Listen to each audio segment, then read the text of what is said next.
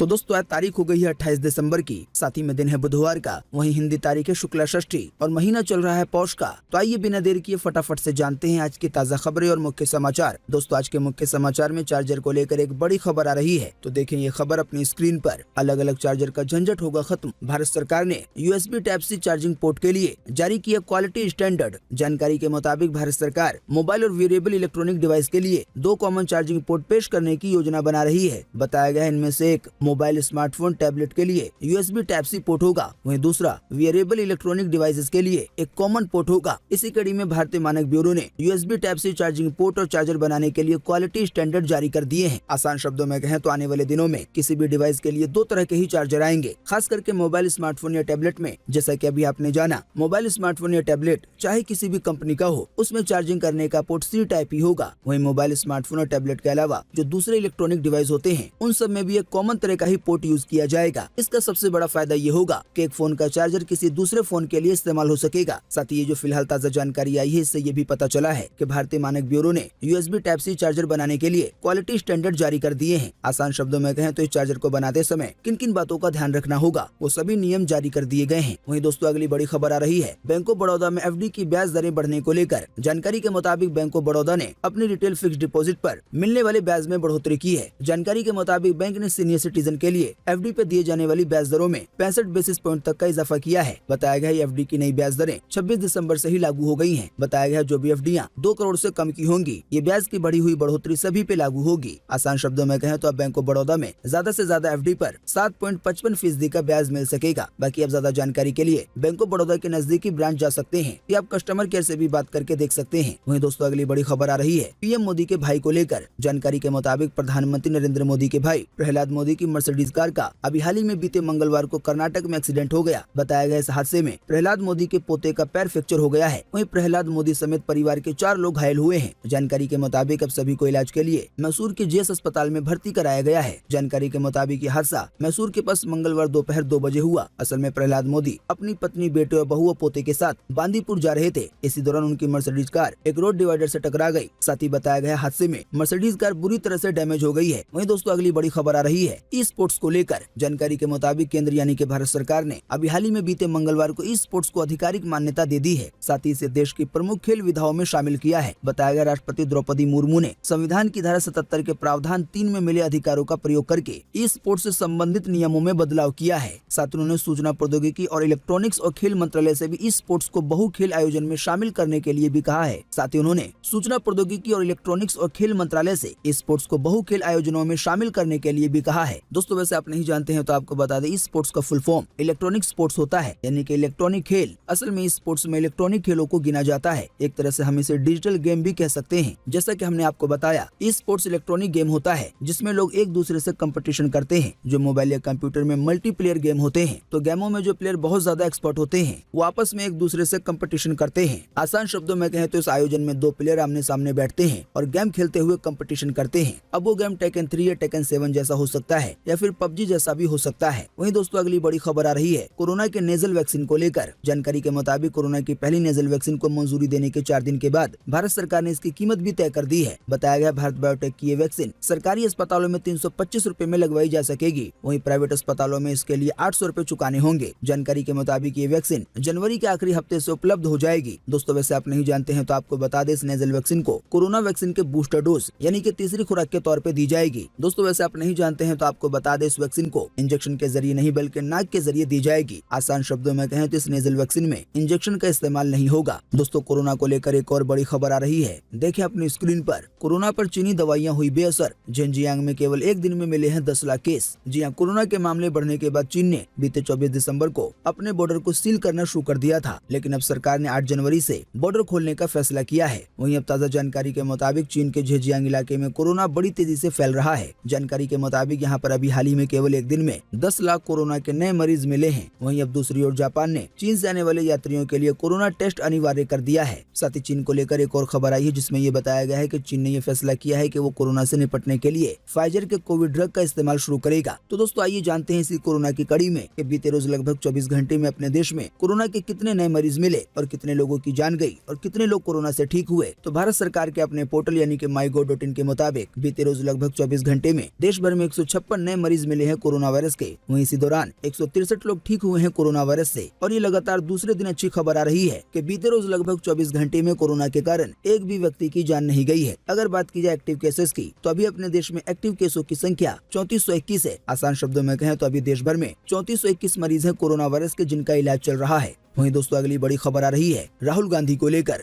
जानकारी के मुताबिक राजस्थान के कोटा संभाग में भारत जोड़ो यात्रा के दौरान राहुल गांधी ने भारतीय यात्रियों के साथ चर्चा में माना है कि यूपीए के राज के दौरान कांग्रेस के नेताओं मंत्रियों में भी अहंकार आ गया था। असल में राहुल गांधी ने चर्चा के दौरान पावर को लेकर सवाल पूछा तो हरियाणा के एक यात्री ने तर्क दिया कि बीजेपी अभी अपने पावर का गलत इस्तेमाल कर रही है, जबकि कांग्रेस सही इस्तेमाल कर रही थी। इसी पे राहुल गांधी ने उस व्यक्ति को टोकते हुए कहा कि क्या बोल रहे हो, क्या हमारे लोगों में अहंकार नहीं आ गया था। साथ ही राहुल गांधी ने कहा सच्चाई तो देखनी पड़ेगी। साथ ही राहुल गांधी ने कहा कि यूपीए के 10 साल खत्म होने से पहले हमारे नेताओं में भी अहंकार आ गया था, उसे आप स्वीकार करो या ना करो, लेकिन ये सच्चाई है। दोस्तों आसान शब्दों में कहें तो ऐसा शायद पहली बार हुआ है कि किसी पार्टी के एक बड़े नेता ने अपने पीछे के बड़े नेताओं के बारे में ऐसी बात कही हो। वहीं दोस्तों अगली बड़ी खबर आ रही है मुंबई और चेन्नई जैसे शहर डूबने को लेकर। जानकारी के मुताबिक क्लाइमेट चेंज और बदलते मौसम के चलते चेन्नई मुंबई जैसे बड़े शहर आने वाले 28 सालों में डूब जाएंगे। जानकारी के मुताबिक हाल ही में इंडोनेशिया की राजधानी जकार्ता में भी कुछ ऐसा ही देखने को मिला है। बताया गया वहाँ की सरकार नई जगह पर राजधानी बसा रही है। साथ ही इसी कड़ी में ये भी जानकारी दी गई है कि दिल्ली के भी 100 वर्ग किलोमीटर के इलाके में ऐसी ही हलचल है। आसान शब्दों में कहें तो आने वाले दिनों में क्लाइमेट चेंज यानी कि वातावरण इतना प्रभावित हो सकता है कि 28 सालों में यानी कि 2050 आने तक मुंबई चेन्नई जैसे बड़े शहर डूब जाएंगे। वहीं दिल्ली के भी कुछ जगहों का हाल ऐसा ही हो सकता है। वहीं दोस्तों अगली बड़ी खबर आ रही है 2023 में होने वाले 10 राज्यों के चुनाव को लेकर। जानकारी के मुताबिक नए साल में यानी कि 2023 में देश के 10 राज्यों में विधानसभा चुनाव होने वाले हैं। बताया गया है इनमें लोकसभा की 93 सीटें आती हैं, जो लोकसभा की कुल सीटों का 17% है। इनके अलावा सुप्रीम कोर्ट में 8 ऐसी याचिकाओं पर फैसला आना है, जिनका डायरेक्ट या इनडायरेक्ट असर 2024 के लोकसभा चुनाव पर हो सकता है। इस साल 2023 में जिन 10 राज्यों में विधानसभा चुनाव होंगे उनमें शामिल है राजस्थान, मध्य प्रदेश, छत्तीसगढ़, कर्नाटक, तेलंगाना, जम्मू कश्मीर, साथ ही में त्रिपुरा, मेघालय, नागालैंड और मिजोरम। बताया गया इन 10 राज्यों में चुनाव होने के बाद जब रिजल्ट आएंगे तो इन रिजल्ट के जरिए 2024 के लोकसभा चुनाव को लेकर जनता के मिजाज का अंदाजा लगाया जा सकेगा। आसान शब्दों में यूं भी कहा जा सकता है कि आने वाले साल 2023 में ही काफी हद तक ये पता चल जाएगा कि 2024 का लोकसभा चुनाव क्या एक बार फिर से बीजेपी पार्टी जीत पाएगी या नहीं, यानी क्या पीएम मोदी फिर से प्रधानमंत्री बन पाएंगे या नहीं। इस पर आपकी पर्सनल राय क्या है? वीडियो को पूरा देखने के बाद नीचे कमेंट बॉक्स में अपना जवाब जरूर लिखें। आपके दिए गए जवाबों से काफी कुछ पता चलता है। वहीं दोस्तों अगली खबर आ रही है सर्दी के अलर्ट को लेकर। दोस्तों जैसा कि आप जानते हैं देश के ज्यादातर हिस्सों में सर्दी बढ़ रही है। अब इसी कड़ी में ताजा जानकारी के मुताबिक पश्चिमी राजस्थान, दिल्ली, पंजाब, हरियाणा और चंडीगढ़ के लिए मौसम विभाग ने कोहरे का अलर्ट जारी किया है। बताया गया है यहाँ अगले 5 दिन तक घना कोहरा छाए रहने के आसार हैं। बताया गया इसकी वजह से फ्लाइट और ट्रेन कैंसिल होने और डिले होने का भी खतरा है। मौसम विभाग के मुताबिक इन राज्यों के कई हिस्सों में 31 दिसंबर से 4 जनवरी तक इस ठंडी सीजन के सबसे सर्द दिन हो सकते हैं। बताया गया है यहाँ पे तापमान रात के समय में माइनस में पहुंच सकता है। दोस्तों अगली खबर के बारे में बताने से पहले आपको बता दें कि हमारे चैनल सब कुछ सीखो जानो पर अभी एक इनामी ऑफर चल रहा है, जिसके तहत हर गुरुवार को किसी एक यूजर को इनमें से कोई एक गिफ्ट दिया जा रहा है, जिसे आप अभी अपनी स्क्रीन पे देख रहे हैं। दोस्तों इस इनामी ऑफर में हिस्सा लेना बड़ा ही आसान है। इस मुख्य समाचार के वीडियो को शुरू से अंत तक देखना है। साथ ही दोस्तों अभी तक अगर आपने हमारे इस चैनल सब कुछ सीखो जानो को सब्सक्राइब नहीं किया है तो सब्सक्राइब करके बेल का आइकन जरूर दबाना है। बेल का आइकन दबाना सबसे मेन है। अगर आपने पहले से सब्सक्राइब कर रखा है और बेल का आइकन नहीं दबाया है तो आप इसे ध्यान से ऑन कर लें।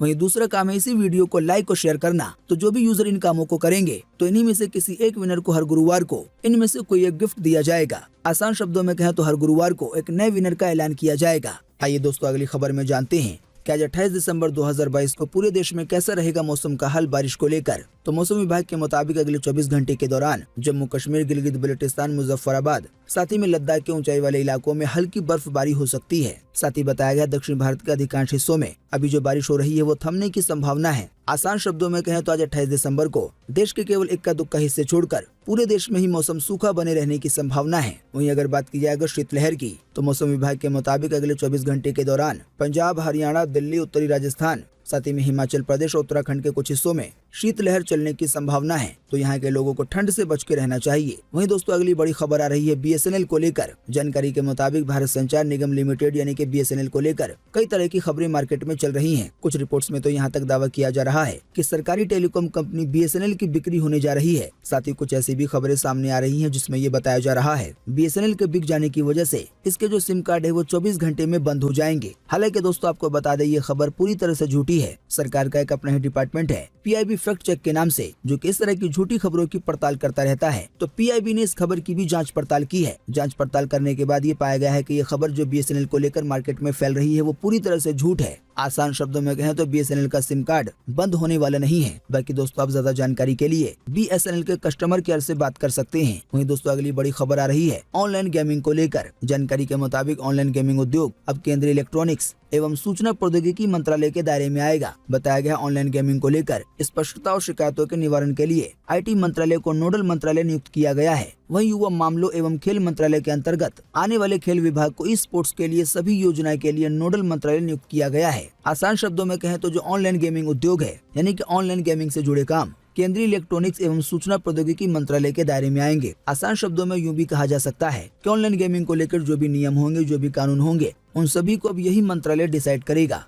वहीं दोस्तों अगली बड़ी खबर आ रही है WhatsApp को लेकर। जानकारी के मुताबिक अगर आप WhatsApp ऐप का इस्तेमाल कर रहे हैं तो आपके लिए एक बुरी खबर हो सकती है। असल में जानकारी के मुताबिक 31 दिसंबर के बाद WhatsApp कई स्मार्टफोन में काम करना बंद कर देगा। तो ऐसे में अगर आपका भी स्मार्टफोन आउटडेटेड ऑपरेटिंग सिस्टम पे चल रहा है तो इसमें भी WhatsApp चलना बंद हो सकता है। बताया गया नए साल से 49 तरह के ऐसे स्मार्टफोन हैं जिनमें अब WhatsApp सपोर्ट नहीं करेगा। इन फोनों की लिस्ट आपकी स्क्रीन पे दिखाई जा रही है। बाकी अगर किसी का स्मार्टफोन अपडेट हो पाता है तो उसमें फिर से WhatsApp चलने के चांस है। वहीं दोस्तों अगली बड़ी खबर आ रही है देश के लाखों कर्मचारियों को लेकर। जैसा कि हम जानते हैं आम लोगों के लिए महंगाई का साल रहा। इस साल पेट्रोल से लेकर खाने पीने के सामानों की कीमतें आसमान पर पहुंच गई हैं। इसी बीच साल खत्म होने से पहले त्रिपुरा के कर्मचारियों को महंगाई से बड़ी राहत मिली है। बताया गया राज्य सरकार ने अभी हाल ही में बीते मंगलवार को राज्य कर्मचारियों के भत्ते में 12% की बढ़ोतरी करने की घोषणा की है। वहीं दोस्तों अगली बड़ी खबर आ रही है CBSE बोर्ड को लेकर। जानकारी के मुताबिक CBSE बोर्ड ने स्कूलों को आने वाली 10वीं 12वीं की वार्षिक परीक्षाओं के संबंध में अहम नोटिस जारी किया है। बोर्ड ने अपने संबंध स्कूलों को निर्देश दिए हैं कि 10वीं 12वीं की वार्षिक परीक्षाओं की वीडियोग्राफी कराना जरूरी है। इस मामले में लापरवाही करने वाले स्कूलों पर कार्रवाई की जाएगी। साथ ही में बोर्ड ने ये भी साफ तौर पे कहा है कि हर कक्षा में CCTV कैमरे लगना जरूरी है। वहीं दोस्तों अगली बड़ी खबर आ रही है सलमान खान को लेकर। जानकारी के मुताबिक सलमान खान का 57वें बर्थडे का सेलिब्रेशन बड़े ही धूमधाम से किया गया। जहां एक और सलमान खान ने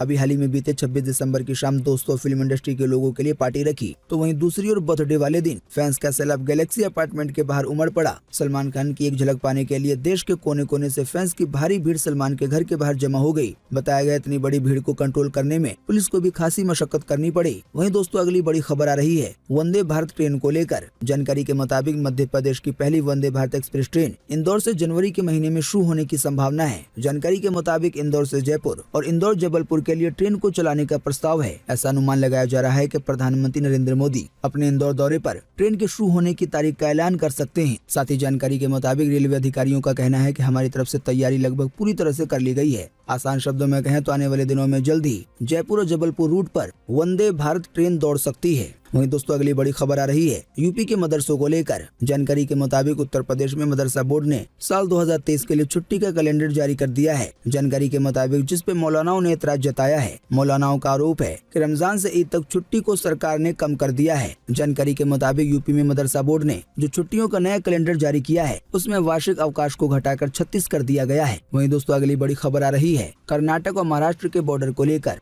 जानकारी के मुताबिक बेलगाम पर महाराष्ट्र सरकार के प्रस्ताव पर कर्नाटक के मुख्यमंत्री बसवराज बोम्मई ने एतराज जताया है। महाराष्ट्र सरकार के प्रस्ताव पे सवाल उठाए हैं। अब इस बारे में बोम्मई ने कहा है कि हम अपनी इंच भर भी जमीन नहीं देंगे, हम अपने लोगों की रक्षा करेंगे और हम महाराष्ट्र सरकार के खिलाफ निंदा करते हैं। दोस्तों वैसे आप नहीं जानते हैं तो आपको बता दें अभी महाराष्ट्र और कर्नाटक के बीच सीमा विवाद चल रहा है, यानी कि दो राज्यों के सीमा का विवाद। वहीं ये मामला 18 साल से सुप्रीम कोर्ट में पेंडिंग है। वहीं दोस्तों अगली बड़ी खबर आ रही है हाईकोर्ट के एक और फैसले को लेकर। जानकारी के मुताबिक इलाहाबाद हाईकोर्ट की लखनऊ पीठ ने उत्तर प्रदेश निकाय चुनावों को लेकर अहम फैसला सुनाते हुए कहा है कि ओबीसी आरक्षण के बगैर तत्काल स्थानीय निकाय चुनाव कराए जाएं। तो हाईकोर्ट के इस फैसले के आने के बाद ओबीसी के लिए आरक्षित सभी सीटें जनरल मानी जाएंगी। हालांकि यूपी के मुख्यमंत्री योगी आदित्यनाथ ने कहा है कि वो इस फैसले के खिलाफ देश के सबसे बड़े कोर्ट यानी कि सुप्रीम कोर्ट का भी दरवाजा खटखटा सकते हैं। तो देखें इसी से जुड़ी ये अगली खबर। मुख्यमंत्री सीएम योगी बोले आरक्षण के बाद ही होंगे निकाय चुनाव, जरूरत पड़ी तो जाएंगे सुप्रीम कोर्ट। जी हाँ, इलाहाबाद हाईकोर्ट की लखनऊ पीठ द्वारा निकाय चुनाव में ओबीसी आरक्षण खत्म या रद्द किए जाने के फैसले पर मुख्यमंत्री योगी आदित्यनाथ ने नया बयान जारी करते हुए कहा है कि सरकार पिछड़ों का हक दिलाने के लिए सुप्रीम कोर्ट जाएगी और इसके बाद ही निकाय चुनाव करवाने की कोशिश की जाएगी। वहीं दोस्तों अगली बड़ी खबर आ रही है देश की वित्त मंत्री को लेकर। जानकारी के मुताबिक वित्त मंत्री निर्मला सीतारमण को आज बुधवार यानी कि 28 दिसंबर को नई दिल्ली के अखिल भारतीय आयुर्विज्ञान यानी कि एम्स अस्पताल से डिस्चार्ज किया जा सकता है। ताज़ा रिपोर्ट्स के मुताबिक 63 साल की निर्मला सीतारमण की सेहत में अब सुधार हो रहा है। इसी की वजह से उन्हें एक दिन के बाद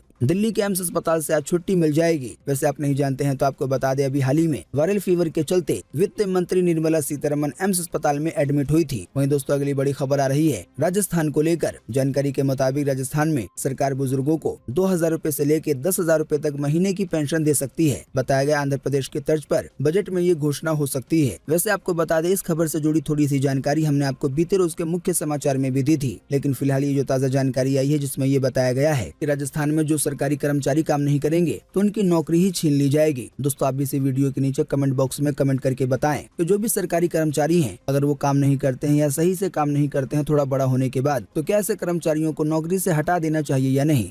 वहीं दोस्तों अगली बड़ी खबर आ रही है हिमाचल के पर्यटकों को लेकर। जानकारी के मुताबिक हिमाचल प्रदेश की सरकार ने ये फैसला किया है कि वो राज्य में आने वाले पर्यटकों की सुविधाओं के लिए सभी रेस्टोरेंट, ढाबे, चाय के स्टॉल और भोजनालय को आज से 2 जनवरी की रात तक 24 घंटे खुलने की परमिशन दे दी गई है। जाहिर बात है अभी हिमाचल प्रदेश के शिमला में बर्फबारी का नजारा देखने को मिल रहा है। वहीं दोस्तों अगली बड़ी खबर आ रही है NIOS के एग्जाम को लेकर। जानकारी के मुताबिक national institute of open schooling यानी कि NIOS माध्यमिक कक्षा 10वीं और उच्च माध्यमिक यानी कि कक्षा 12वीं की परीक्षा 2023 के लिए रजिस्ट्रेशन करना शुरू हो गया है। बताया गया इच्छुक उम्मीदवार NIOS की ऑफिशियल वेबसाइट यानी कि nios.ac.in पे जाकर 10वीं या 12वीं के लिए अपना खुद एडमिशन कर सकते हैं। वहीं दोस्तों अगली बड़ी खबर आ रही है बिहार से कोरोना को लेकर। जानकारी के मुताबिक बिहार में कोरोना का संक्रमण का खतरा लगातार बढ़ता जा रहा है। जानकारी के मुताबिक फिलहाल बिहार का गया कोरोना हॉटस्पॉट बनकर उभरा है। जानकारी के मुताबिक यहाँ 12 विदेशी नागरिकों के बाद 5 स्थानीय लोग भी कोरोना संक्रमित पाए गए हैं। वहीं दोस्तों अगली बड़ी खबर आ रही है SC के दर्जे को लेकर। जानकारी के मुताबिक ऐतिहासिक रूप से अनुसूचित जाति यानी कि SC से संबंध रखने का दावा करने वाले ईसाई इस्लाम धर्म अपना चुके लोगों को SC का दर्जा देने या नहीं देने की पड़ताल के लिए केंद्र सरकार के फैसले को सुप्रीम कोर्ट में चुनौती दी गई है। यानी कि केंद्र सरकार ने जो फैसला सुनाया है, या कोई SC पहले ऐसा था जो कि हिंदू था लेकिन अब उसने इस्लाम धर्म अपना लिया है तो ऐसे व्यक्तियों को SC का दर्जा नहीं दिया जाएगा। हालांकि अब सरकार के इस फैसले के खिलाफ कोर्ट में याचिका दायर करते हुए चुनौती दी गई है। वहीं दोस्तों अगली बड़ी खबर आ रही है अमेरिका के एक भयंकर तूफान को लेकर। जानकारी के मुताबिक अमेरिका में आए बर्फीले तूफान में अब तक 38 लोगों की मौत हो चुकी है। बताया गया इसी बीच न्यूयॉर्क में इमरजेंसी घोषित कर दी गई है। बताया गया अमेरिका के राष्ट्रपति जो बाइडेन ने कहा है कि मैं उन लोगों का दर्द महसूस कर रहा हूं जिन्होंने इस हफ्ते अपने परिवार को खोया है। उम्मीद करते हैं इससे आपको काफी कुछ जानकारी मिली होगी। हम बस इसके बदले में आपसे इतना ही चाहते हैं कि आप इस वीडियो को लाइक कर दें और शेयर कर दें, क्योंकि आपका लाइक और शेयर करना ही होता है हमारी मेहनत का फल। वीडियो देखने के लिए आपका बहुत बहुत धन्यवाद। Thanks for watching.